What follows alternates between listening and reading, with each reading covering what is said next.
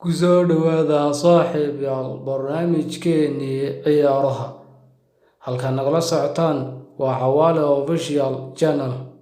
Qodobada ugu muhiimsan wararkeennana waxaa ka mid ah Manchester United aqbashay xiddiga reer Brazil Paul Pogba inuu si bilaash ah kaga tago. Kooxda Barcelona ayaa ugu dambeyn eriday tababaraheedii Ronald Koeman. Koobka Carabao Cup ayaa maraya marxaladii ugu dambeysay waxaana isku saaray 8 kooxood maxay kala yihiin. Saxafiga reer Talyaaniga Fabrizio Romano ayaa bartiisa Twitter-ka ku daabacay tababaraha lagu bedelayo Ronald Koeman waa kuma. Naadiga Bayern Munich ayaa guuldaradii ugu xumeyd lala hubiyey. Warkan oo faahfaahsanna daawasho wacan saaxiibayaal. Manchester United ayaa aqbashay xiddiga reer Brazil Paul Pogba si bilaash ah kaga tagi doona dhammaadka xilli ciyaareedkan kadib markii iska diiday qandaraas u saxiixay heshiis cusub.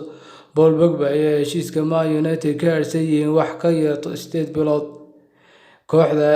Kooxda oo ku fashilantay inay qandaraas cusub ka saxiixato waxaana hadda u soo baxday xaqiiqda ah in laacibkan aanu ku jirin gacanteeda.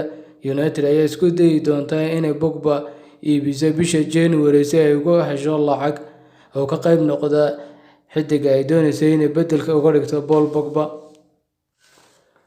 Kooxda Barcelona ayaa ugu dambeyn cadhaysay tababaraheeda Ronald Koeman kadib guuldaradii ka soo gaadhay Rayo Vallecano xalay. Barcelona ayaa 1-0 kaga adkaaday kooxda Rayo Vallecano ayaa gabagabaysay safarkii madaxweynaha kooxda u hayay Ronald Koeman kadib bilo shaki la geliyay mustaqbalkiisa. Ronald Koeman ayaa ugu dambeyn albaabka la tusay kadib guuldaradii El Clasico-da Real Madrid Axaddii iyo guuldaradii Rayo Vallecano ee xalay ka soo gaadhay.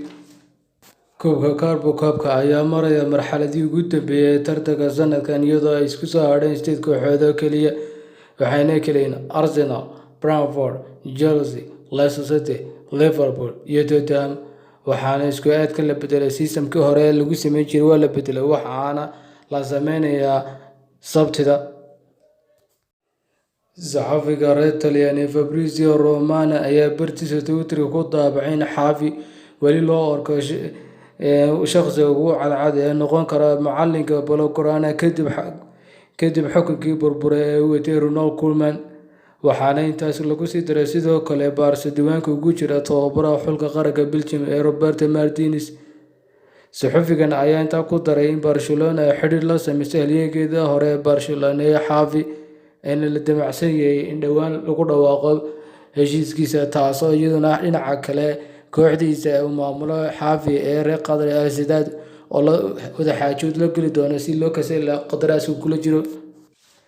Naadiga Bayern ayaa xalay guuldarro xanuun badan la baday taasoo 5-0 kala kulantay naadiga Borussia Mönchengladbach kulan ciyaareed ka tirsanaa tartanka BDF ee Bokalka.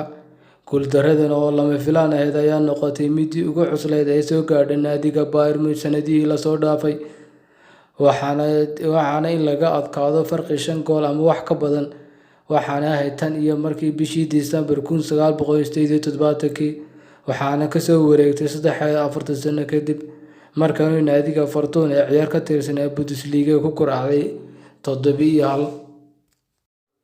Kooxda West Ham ayaa ka cirib tirtay tartanka Carabao Cup kooxda Man City kadib markii ay isla dhaaf waayeen barbaro 0-0 isla markaana rikoodhyo loo gudbay. Taasi guusha ku raacday West Ham ay kaga adkaatay 5-0. Sidoo kalena kooxda Liverpool ayaa wareegga dhamaadka Carabao Cup u soo gudubtay kadib markii 2-0 kaga adkaatay kooxda yar Preston North End waxaana goolasha u kala saartay xiddigaheeda Manimba iyo David Origi. Sidoo kalena kooxda Tottenham ayaa ka gudubtay imtixaankii Burnley kadib markii ay kaga adkaatay 1-0 waxaana iska xaadisay wareegga xigay ee tartankan iyadoo goolka u saxay xiddigeeda Lucas Moura. Osasuna ayaa taako u dhigtay kooxda Real Madrid oo ay ku booqatay garoonkeeda Santiago Bernabeu kadib markii ay ku kala baxeen barbardhac 0-0 kulan ka qayb ahaa horyaalka La Liga ee dalka Spain. Barnaamijkeennii ciyaaruhu intaas ayuu ku egyahay. Asxaabta nagu cusub fadlan subscribe noo saara. Asxaabta horena loola joogtaan like iyo share nagu dira mahadsanidin.